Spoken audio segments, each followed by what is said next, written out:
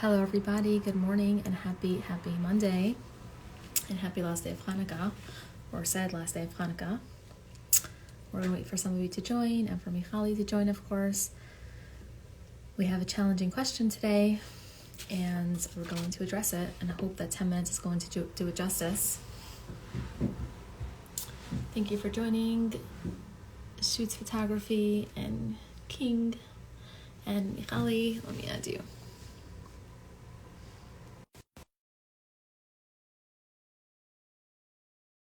I think I added you, Michali.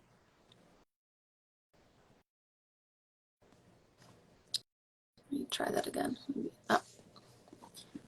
Hi. Hi, Faye. Nice to see you.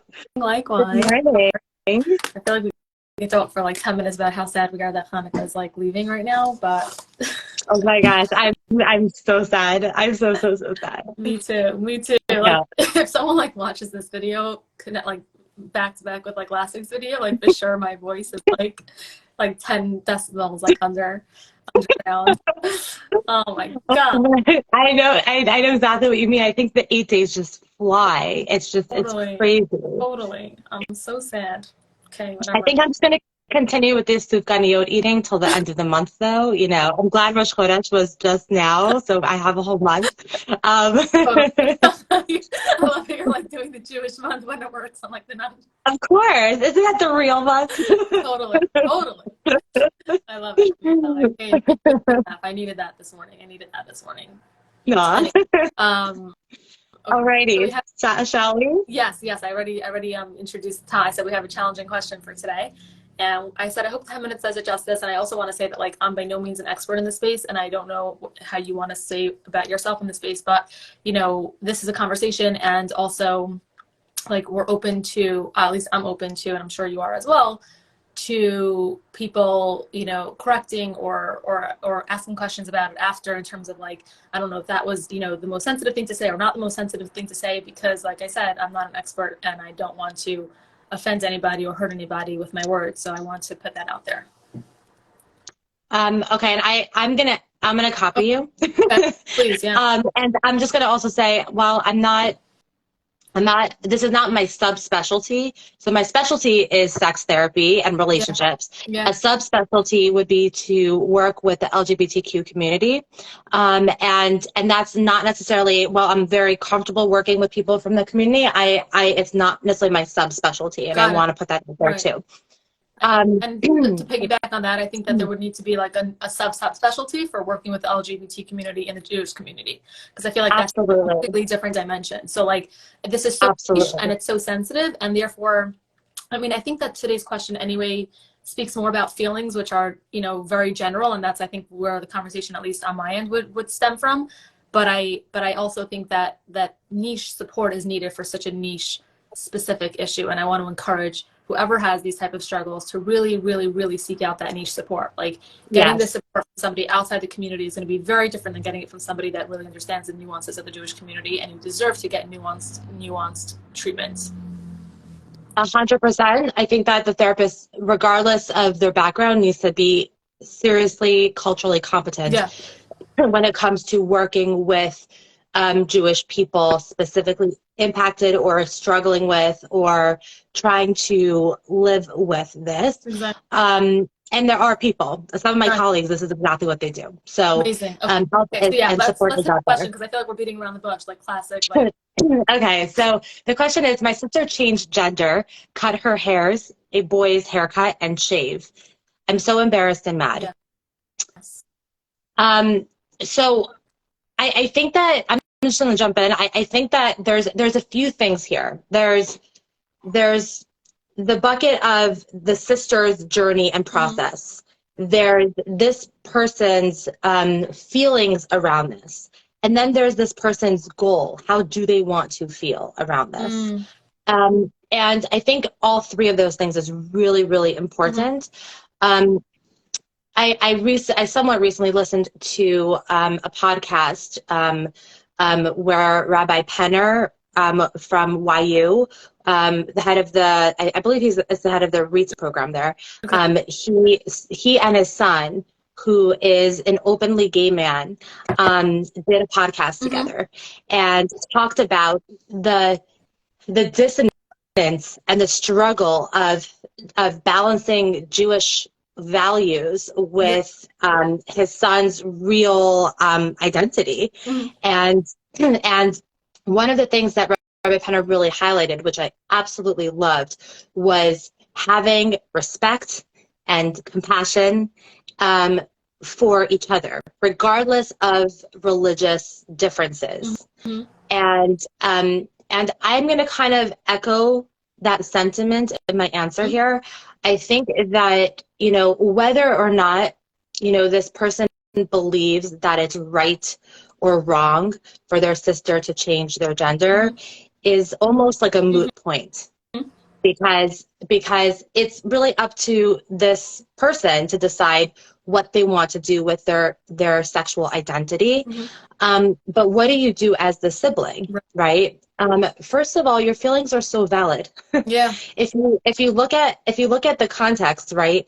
This doesn't happen every day to every single sibling, right? So that can be where the embarrassment comes in. And I don't want to make any assumptions about why this person feels embarrassed or why they feel mad. And those would be some of the first follow-up questions I have. Like, what specifically about this makes you feel embarrassed? What specifically about this makes you feel mad? What was your relationship like with your sibling before they announced they wanted to change genders? And what has it been like now? What do you want it to be in the future? I think that also I would just highlight that whatever feelings, normal, valid feelings you have, I would remind myself that this is a process.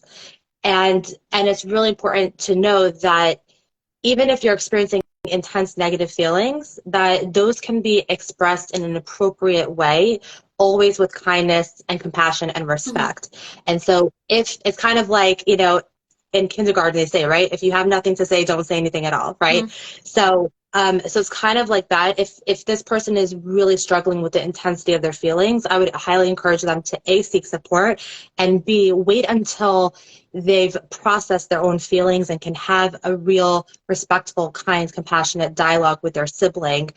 Only once they've done that work and understand themselves and have kind of calmed down. But look, I think it's tough. I think it's tough, and these are normal feelings. Totally. And I love everything you said, and I'm definitely echoing every part of it. I think that the point about them having this conversation, I think it's important, or having, like, expressing their feelings. I think I just want to, like, underscore what you said, that I would recommend first having these conversations and, like, hashing them out with supportive people other than the sibling, because the sibling is probably going through as much torment you're going through. I would probably, if I had to guess and say who's going through more torment, or even different kind of torment that's very difficult. I don't want to say there's no need for a hierarchy. I take it back.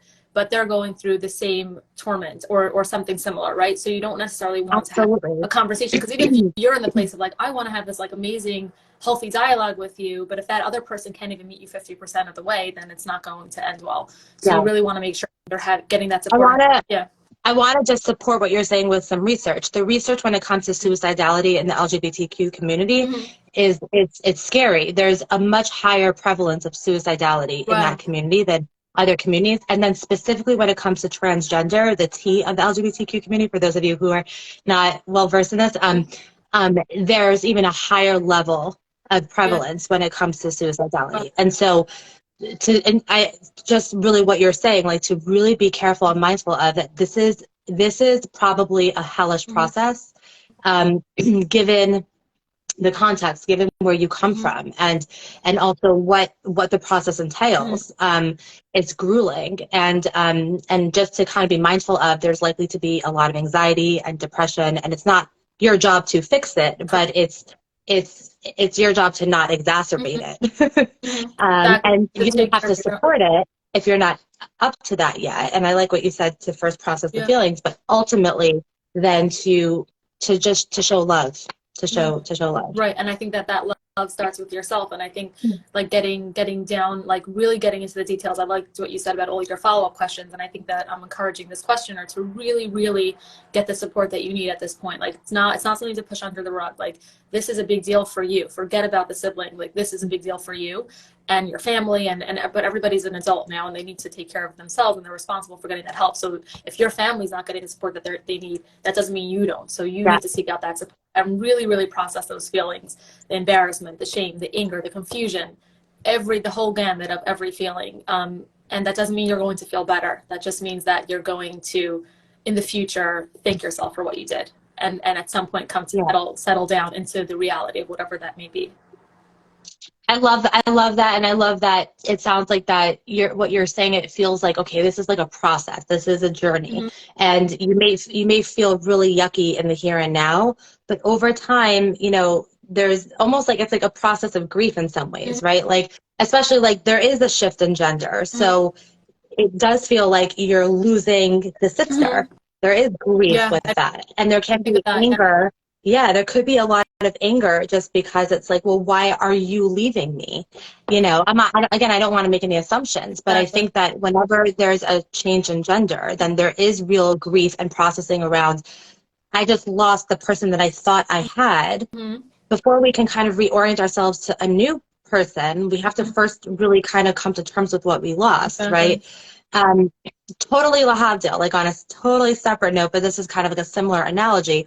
If someone's pet passes away, mm-hmm. right, it's devastating. They don't necessarily want to get a new pet the next day. They may mm-hmm. wait a few months or even a year to really just kind of grieve that loss before they decide, okay, you know what, I'm going to get another pet. Not that this person's a pet, God forbid. But it's just you know, in terms of like it might take you time to first grieve the loss and then accept this person back into your life as a male or whatever that identity is.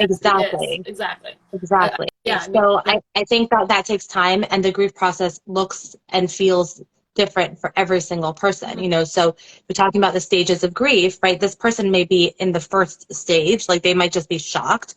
They also might be in the bargaining stage, right? Where it's like, well, if you change something, then I'm going to feel different. Mm-hmm. They're angry, you know, there's a lot of feelings, and they can move through them. It's not linear. Mm-hmm. And God willing, they get to this place of acceptance and also making meaning out of this, you know, part of their lives. Correct. And one more thing, like, I think you don't have to choose like the set of feelings that you're going to have, like to practice letting the feelings coexist. Like just because you're going to hopefully develop some compassion and understanding for this sibling, that doesn't mean that now you agree with what they did or that you're going to do the same thing, or that, you know, like you have to reconcile this with obviously support.